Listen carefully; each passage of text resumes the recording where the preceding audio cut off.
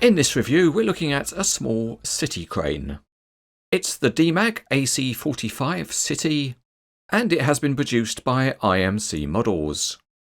There's a nice picture of the crane on the box, and inside we have a pair of expanded polystyrene trays. Nicely positioned in the top is a build manual, and we'll have a look at that shortly. And yay! The trays are sealed together, but not by tape. They are locked together by plastic formers at each end, so we can get rid of the knife. There's no tape to cut. Let's have a look at the build manual, and it starts with a short description of the real crane, including a dimensioned drawing. And then there are clear instructions for the model, including how to fit the various parts, and how the main features work. The manual also shows that there's a version of the model available with small road wheels.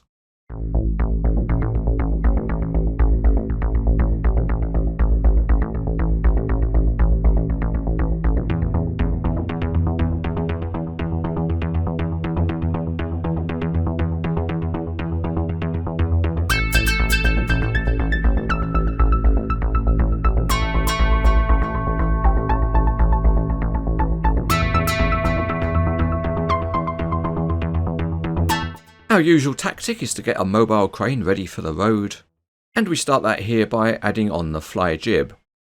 It rests on a holder at the midpoint, and you pin it in at the end.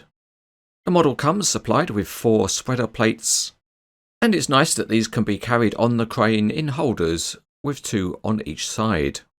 And at the front we can fit a bumper for driving on the road.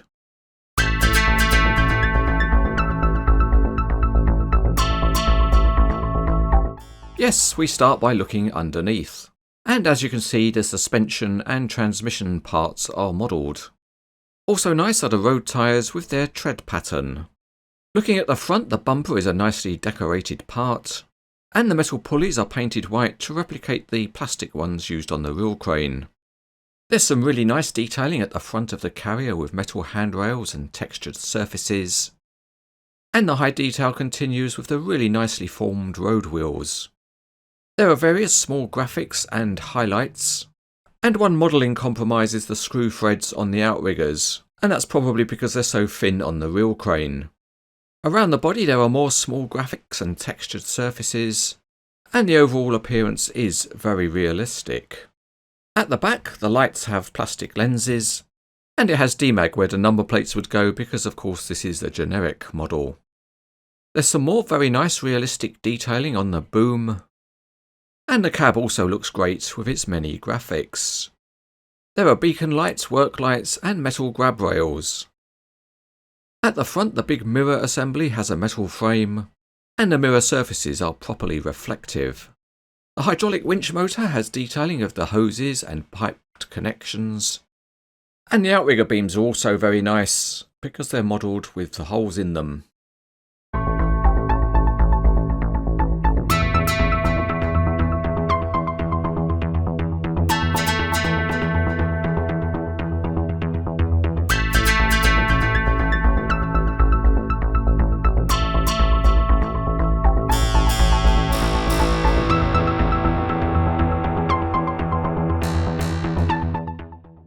The wheels all turn freely, but there is friction so you can't spin them.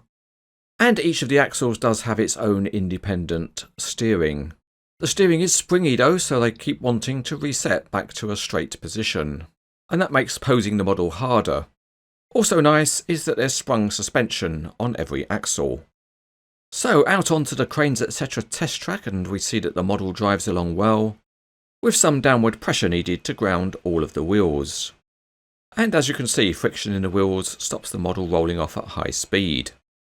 As we've already said, there is springiness in the steering, so let's try and set the steering. And only the front axle was enthusiastic about staying steered. We move on to give the suspension a workout, and yes, it works out. We've arrived on site, so let's get the spreader plates out, and we use our special tipping mechanism.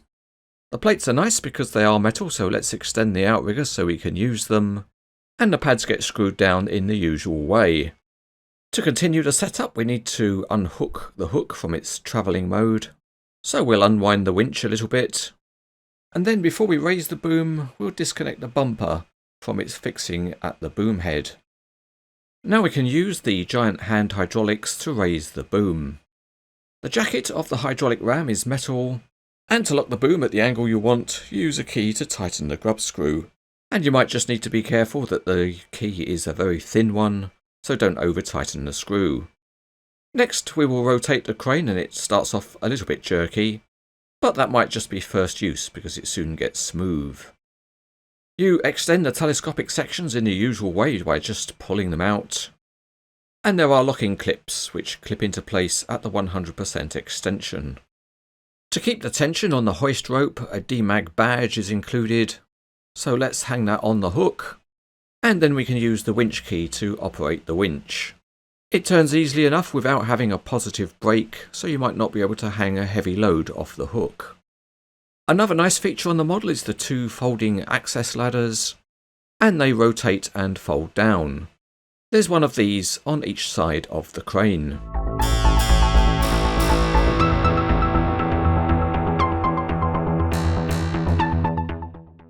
The fly jib is a heavy metal part, and it's hinged, so you can have it either at half length or full length.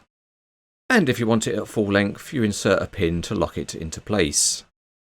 Next, the fly jib gets inserted onto the lugs on the boom head.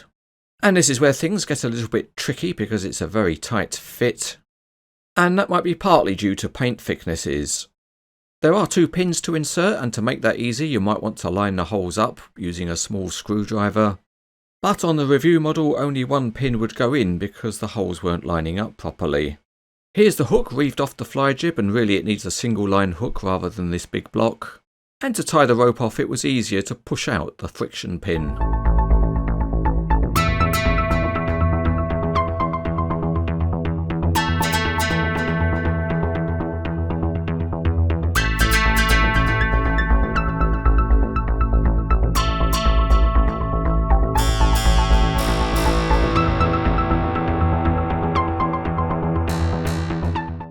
This is another very nice addition to the Demag range of models by IMC. The biggest plus point is the detailing and therefore how good the models actually look. And most of the features work well too. A couple of smaller issues need improvement, but overall this model is excellent.